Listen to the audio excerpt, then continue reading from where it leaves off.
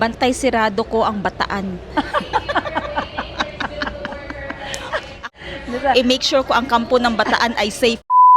Finally guys, the 2 hours has passed.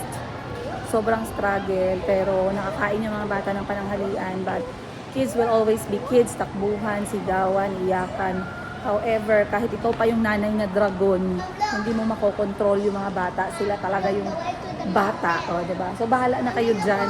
Hindi naman siguro ang anak ko ang pinaka-worst ngayon sa airport. Okay, sige. Let's go na. Line up na tayo. Line up na tayo.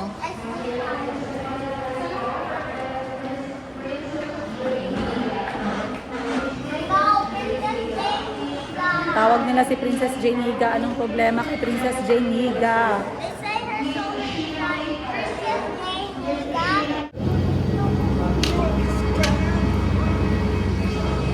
Dahan-dahan, maulog kayo. Hawak, hawak, hawak. Final boarding na pala, kaya tayo tinatawag. Tayo na lang pala hindi nakasakay. Ano yan? What do you want?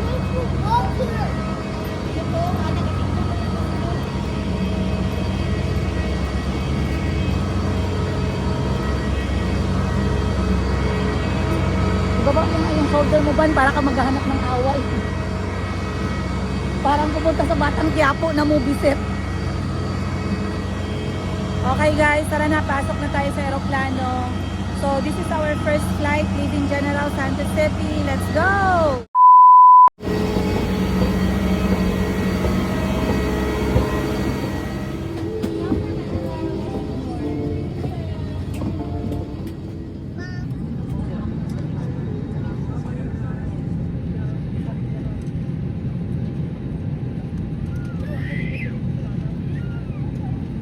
Up. Calvi, that's enough snack na ha. Don't finish everything. Okay.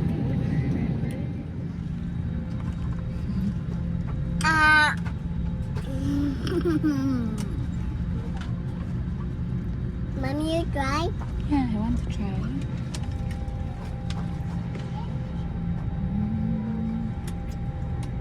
It's very nice. Very sweet, no? Nice. I like it. Yum. This ice cream is so yummy. Just pretend, huh? Nom nom nom. Ay, nom nom. Ay, nom nom. Nice ice cream. Squeezy. Squeezy, squeezy ice cream. Look. Yummy. It's yummy? Yeah. Okay. Alright guys, paalis na tayo. Mga table na sa close po for take-off and land. Later on after take-off, pwede na po ulit. Latch na lang po na tayo. Mga bag po sa ilalim, pasiksik na lang po sa harap. Pati yung kay Chico, pasiksik sa harap.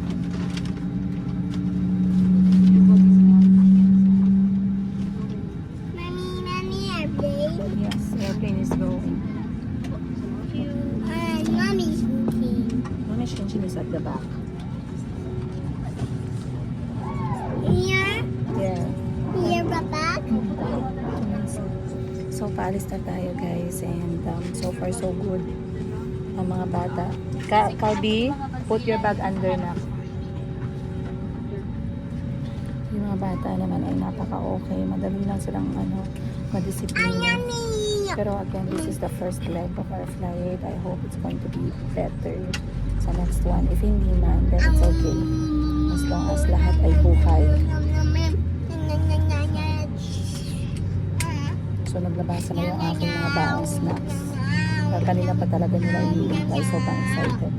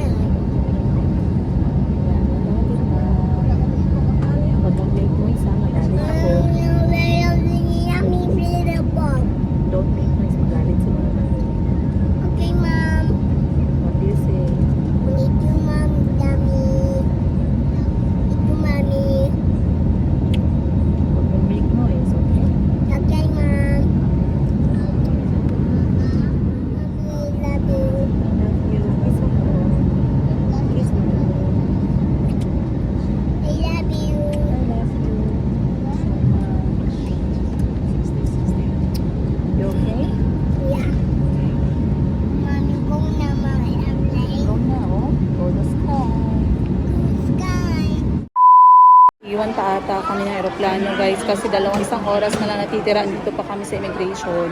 Hindi pa kami na-interview. Hindi pa na-interview si Bani. Nakapila pa rin kami ang taas ng pila.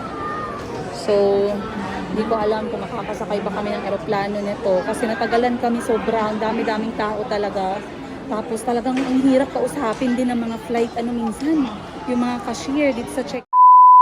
Sino ang biglang napakita sa airport? Akala ko kasi joke niya lang talaga. Akala ko hindi siya tutuloy.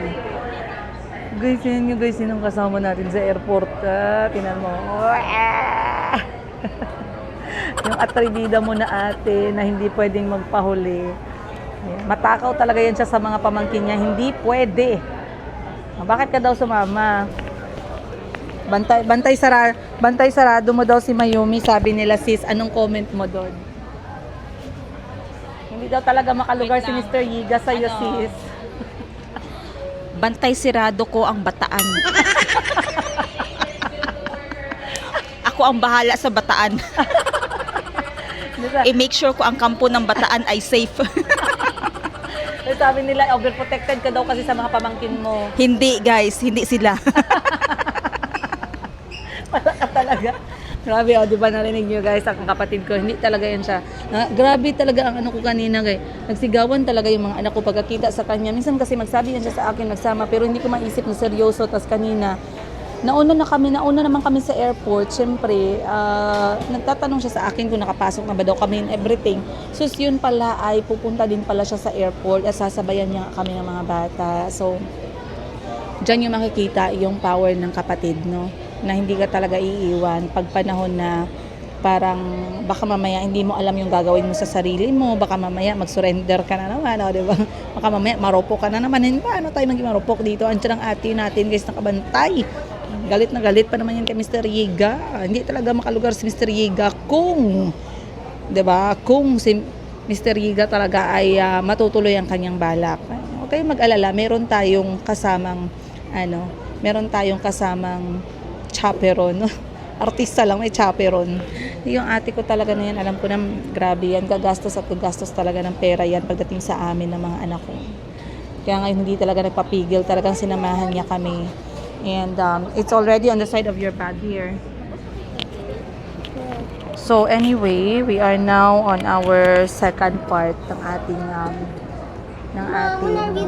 it's time. Kailangan na natin harapin ang immigration. Pahinga lang kami saglit guys, but tara, immigration na tayo. Hindi ko lang alam kung makakapasok tayo at kung ano ang magiging experience ni Bani sa immigration officer kasi first time niya makakaharap sa immigration.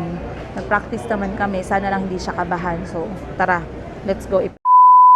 Tax. Kasi nga, medyo madami din yung nagbabayad. Hindi ko ba alam ba't ang dami-daming tao ngayon na nagtatravel? Parang hindi naman peak season. Ngayon, pagbayad namin ng travel tax, nagbayad na ako ng travel tax namin. Sabi ko, 3 minor po, tsaka 2 adult. Tinanong nila ako kung meron ba akong kopya ng ticket. Binigay ko sa kanila. Ngayon, sabi nila, ma'am, hindi ka ba talaga nagbayad sa may website? Sabi ko, hindi po. Kasi napansin ko, full amount ng travel tax yung hinihingi sa akin. 3 minor kasama ko. Di ba po may discount yun? So, nag-gets nila. Doon nila naintindihan na, oo nga pala, kasi kalahati. Guys, eto confirm.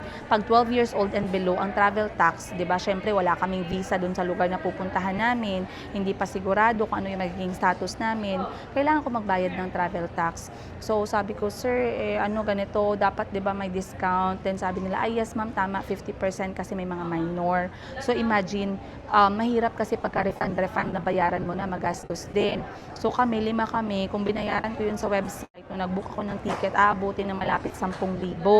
Dahil dito, matagal ka na nagtatrabaho sa kanya, may picture ba kayo, first time mo ba to, magkano ang dalang pera mo, sinong gagastos, kailan kayo babalik, gaano kayo katagal, saan kayo mag-i-stay doon sa pupuntahan ninyo. Akala ko yung mga ganong klaseng tanong. Guys, pagtingin sa akin ng immigration officer, guys, nagsabi siya sa akin, kaano-ano mo yan siya, si Bani nga daw. Tapos tumingin ako sa immigration officer, sumagot ako, sabi ko sa kanya, ma'am, nani po siya ng mga bata. Tapos tumingin sa akin yung immigration officer, guys, diretso sa mata. Tapos tumingin kay Bani. Tapos tumingin sa passport. Tapos tumingin naman ulit sa akin. Grabe, ang kaba ko talaga. Yung parang offload na ba to? Hindi na ba makasama si Bunny sa amin? Anong gagawin ko nito? Pag ako lang mag-isa, mabuang ako sa mga bata. Ganun talaga ang imagination ko, guys. Tapos pagtingin niya kay Bunny one last time, hindi na talaga siya naglingon, guys. Nagtingin siya sa passport.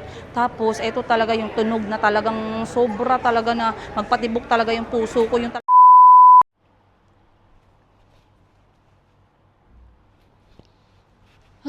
okay guys, finally we have done the first part of our travel and sobrang nakakapagod talaga. Walang pinagbago, nakakapagod talaga. Minsan maisip ko na lang, no, sana kasing haba ng baon kong pera yung pasensya ko. Kung pwede ko lang extend yung pera ko, no? Kasi na katulad ng pag-extend ko sa pasensya ko. But ayoko matulog ngayong gabi na hindi ko nakakwento sa inyo kung anong nangyari. And I know I tried my best na ikwento sa inyo habang nasa airport ako kanina. But alam nyo kung anong nangyari ay naging palpak yung aking mikropono. So, I found na bits and pieces ng aking pagkwento sa inyo ay hindi nagkaroon ng audio. Hindi ko alam anong nangyari, but maybe napansin niyo na bakit putol-putol yung kwento kasi may mga part dun sa kwento ko na wala siyang audio. So I had to remove them, and ngayon ikikwento ko pa lang ulit sa inyo kung ano talaga yung nangyari, no? But bear with me kasi medyo pagoda talaga ang lola ninyo. It has been a long day. Simula alas 5 ng umaga na gumising ako hanggang ngayong 1:00 ng umaga. But we are safe. I just wanted to share with you guys kung anong nangyari talaga sa airport, and para naman sa kaalaman din ninyong lahat, no, kasi minsan ito talaga yung biggest part ng paglabas ng Pilipinas, yung mga first timer sa immigration officer, no, sa immigration desk. So naikwento ko na sa inyo, balikan natin yung kwento. Naikwento ko na sa inyo na pagdating namin ng General Santos City ay hindi ako nagbayad ng travel tax during the booking. Bakit hindi ako nagbayad ng travel tax during the booking? Kasi pagkakaalam ko, pagkabata yung traveler or minor yung traveler, hindi nila kailangan magbayad ng buo when it comes to travel tax. Pero hindi ko nakita yung option na yun sa website ng airlines. So nung nag-book ako ng ticket, hindi ko sinama yung travel tax. Nung nag-check-in kami ng mga anak ko at ni Bunny sa General Santos City, sinabihan kami na, ma'am, kailangan yung dumaan muna sa travel tax pagdating ninyo ng NAIA. Ang gagawin natin, i-check-in ko na yung mga bagahe ninyo direct dun sa destination ninyo na mauna. And then, pagdating ninyo ng NAIA, magbayad po muna kayo ng travel tax. And diretso na kayo sa any check-in counter, ipa-reprint nyo yung boarding pass ninyo, sabihin nyo lang na wala na kayong i-check-in kasi direct sa arrival na siya dun sa destination. And so, I follow their instruction. Nagsimula yung problema nung akala namin yung 3 oras namin na transit time ay magiging enough lang. Guys, ang daming tao sa airport na talagang, alam mo yun, ang daming tao, hindi ko alam, hindi naman yata peak season. Peak season pa ngayon, parang hindi naman. Pero ang daming tao talaga. And sa pagbabayad ng travel tax, during the time na magbabayad na kami ng travel tax, ay nasa 2 hours na lang or 1 hour and a half na lang yung oras namin na natitira, magbo-boarding na kami. And what I heard was talagang on time yung aeroplano. So imagine yung stress. Pero alam nyo, hindi lang naman kasi ito yung first time na travel ko sa mga bata. So as much as possible, I don't let stress get to me. Yun yung aking mantra. So ngayon, nagbayad ako ng travel tax. And lo and behold, I confirm with you guys na minors pay only 50% of the travel tax. Okay, yan yung ating rule policy natin. So, imagine kung nagbayad ako online, pahirapan pa siguro yung pag-refund, aabutin ako ng almost 10,000 sa travel tax. Pero dahil doon ako nagbayad sa ng travel tax natin sa airport, I paid almost 6,000 pesos kasama na kay Bunny. Kasi naka 50% lang yung na-charge sa mga bata. So, pagkakuha namin ng travel tax, okay na sana yun, guys. Kung yung unang counter na check-in na nilapitan namin ay pinayagan kami na i-print yung boarding pass, kaso dinicline nila kami. Okay, dinecline nila kami kasi daw, para daw yun sa last call na desk. Imagine, we are 2 hours, 1 hour and a half away from boarding. Wala pa kami sa immigration, ayaw pa kami ipa-check-in. So, medyo nakakainis, no? Talagang nakakagalit, okay? Nakakagalit. Tinuro nila kami sa may priority boarding. So, umikot pa kami, hindi pa pwedeng pumasok dun sa access na malapit lang dun sa priority boarding kasi daw exit lang talaga yon. So talagang umiikot pa talaga kami sa kabilang side ng airport. Ngayon, pagpasok namin doon, pumunta kami sa may priority boarding, dinecline nila ulit kami kasi daw ang priority ay sobrang haba ng pila. Sabi nga namin, dito nga kami tinuro nung last call. Mag 1 hour and a half na lang, kailangan na pa namin dumaan ng immigration, hindi kami tinanggap. So what we did, talagang lumapit na kami sa isang officer in charge doon na area and tinulungan nila kami kasi naintindihan nila yung sitwasyon. Kasi imagine, ipiprint na lang yung boarding pass, naka-check-in na kami lahat-lahat, may record na kami, may mga minor akong kasama. So, the officer tried to explain, mabuti na lang guys at talagang nag-gets nung next namin na check-in counter na pinuntahan and they accepted. So, na-print nila yun, but we were already running like 1 hour na lang talaga mag-boarding na. So, talagang kabado kami kasi wala naman silang pakialam kung nasaan kapag last call or magsasara na yung aeroplano, magsasara talaga yung aeroplano, di ba? So, maya-maya pa, sabi ko, naku, patay na kasi sa immigration nito, naku, ang taas-taas pa ng pila.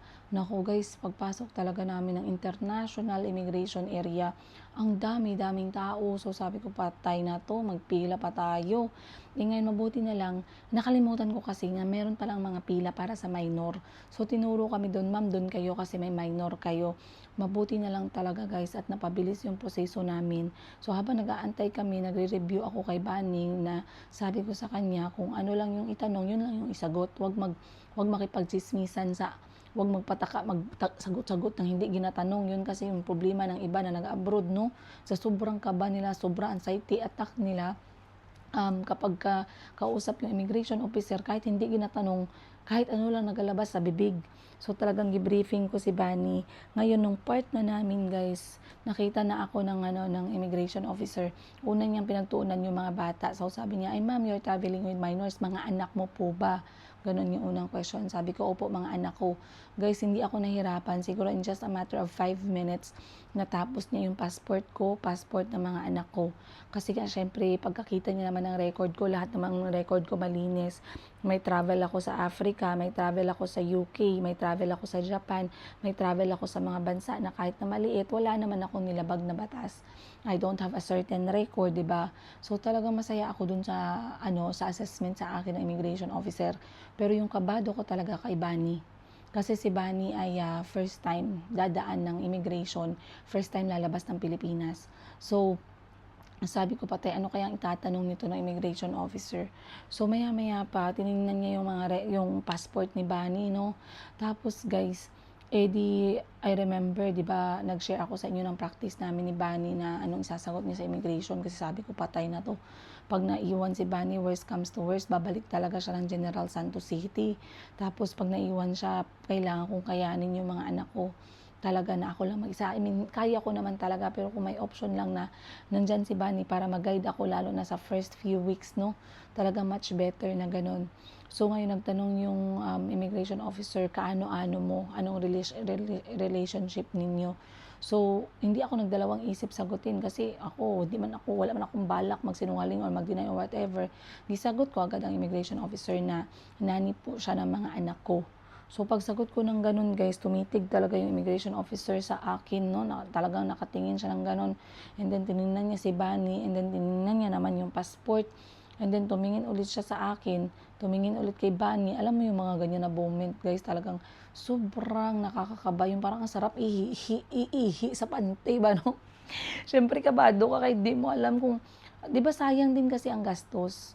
Kaya nga marami sa atin dito yung hindi muna nagpo-post ng kung ano-ano, lalo na hindi pa nakadaan ng immigration. So, sayang yung gastos, kawawa naman si Bani, nag-expect na siya na makakasama siya, tapos hindi siya makakasama, 'di ba? So, nung tumingin na yung immigration officer sa passport ni Bani, yun na yung inaantay ko talaga na sagot. Yung hindi na siya nagsalita, pero yung sumagot na, yun na mismong mga tatak So pagkakuha ng immigration officer, hindi ko na siya narinig na nagsalita. Ganon na yung narinig ko, tak, tak, tak, tak, tak, ganon na talaga yung narinig ko, no? So sabi ko, salamat Lord, di ba? Pero hindi ka magpapahalata, yung parang sa loob-loob mo lang, parang gusto mo ng, parang sarap na isabihin kay Bani, congratulations Bani, ganon, no? Pero talagang mag-compose ka lang ba? So nung narinig ko yung pagtatak sa passport niya, talagang naginhawaan na ako, guys. Isang tanong lang talaga ang binigay sa amin, kaano-ano ko si Bani. Sinagot ko na nani ko po, yun lang. Imagine, ang dami naming pinag-preparean na tanong pero wala talaga. So, like I said, sometimes, maswerte ka lang din talaga. If you're meant to live your life outside of the Philippines, then so be it, no? Talagang papatnubayan ka naman talaga ni Lord.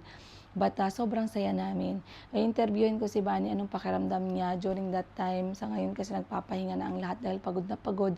But again, this is the first part of our travel away from my family, away from the Philippines. At ngayon nga yung mga anak ko ay nagpapahinga na. Ako'y magsha-shower na at maglilinis na ng aking katawan bago ko tabihan yung mga anak ko. But bukas sasabihin ko sa inyo yung pinakaunang parte ng pag-alis namin sa Pilipinas. Magkakaalaman tayo sa susunod na episode. Again, ang dami kong pagod. I cannot really think, no? And at this point, nag-message sa akin si Mr. Yiga na siya din ay nakalabas na ng Uganda at tingnan lang natin kung ano yung mangyayari kasi hindi naman ako masyado nag-expect talaga. Though things could happen. I mean, I've been through a lot of things in my life na parang come what may, ganun na yung akin, come what may na lang talaga, no? So, at least para sa akin naman ang importante ay lagi kong kasama yung mga anak ko, okay sila, healthy kami, safe yung travel namin. Sa ngayon, yun lang muna. Okay, yun lang muna. But like I said, bukas magkakaalaman tayo kung saan yung unang parte ng pag-alis namin ng mga anak ko, anong gagawin namin. And I guess I'll see you guys on the next episode. Sabayan nyo kami sa bagong phase ng buhay namin. Maraming salamat sa inyo. Maraming salamat sa lahat ng mga nag-comment. Sasagutin ko na lang din kayo bukas dahil pagod na talaga ang inyong lola at talagang ang sarap na ihiga, ang sarap na talaga itulog, guys. I'll see you on the next one. Much love, Princess Higa. Ay, eto pa nga pala, guys, bago ko makalimutan, no? Marami sa inyo nagtaka kung bakit andyan si Madam Sheena. So, itong ate ko, guys, kahit dati pa yan, simula na nagkaiwalay kami ni Mr. Higa, galit kasi yan siya kay Mr. Higa, no? Sa mga ginawa niya sa akin, sa mga pamangkin niya. And every time na sinasabi ko sa kanya na Achi ay gusto makipagkita ni Mr. Yiga or Achi dadalhin ko yung mga bata kasi gusto makita ni Mr. Yiga, lagi talaga siya nagsasabi na over my dead body. Hindi talaga siya magpayag. And if ever man na magpayag siya, dapat kasama siya. So, nung nalaman niya na mag-alis ako kasama yung mga anak ko, guys, nung una, hindi ko man alam na magsama talaga siya. Hindi ko alam na seryoso talaga siya sa balak niya ba, no? Pero nagsabi siya sa akin, nag-mention siya sa akin. Pero hindi ko alam na magastos talaga siya, seryosohin niya talaga. So, nagsabi siya sa akin na hindi talaga ako magpayag, hindi pwede hanggat sa hindi ako kasama. Kaya nabigla ako. Akala ko kasi joke kasi minsan si Achi, mahilig talaga yan siya mag-prank. So, kanina, nauna ako sa airport kasama yung mga anak ko. Kaya pala nagatanong siya sa akin kung nasa airport na ba daw kami. Ayun pala ay siya din pala ay sasabay sa amin ng mga bata. So, imagine, and talagang sobrang saya ng mga anak ko, lalo na si Mayumi, no, na makita si Achi. At meron ngang nakapansin na, ma'am, sa lahat ng mga kapatid mo, napansin ko si Achi talaga ay napaka-close sa mga anak mo, lalong-lalo na si Mayumi. Well, as you guys all know, si Achi po ay wala pang anak. Siya ang eldest namin and wala pa siyang anak. Sana nga lang kung kaya pa ng matris ko, guys, mag-surrogate ako sa kanya kahit 4, 5, kahit ilan ang gusto niya.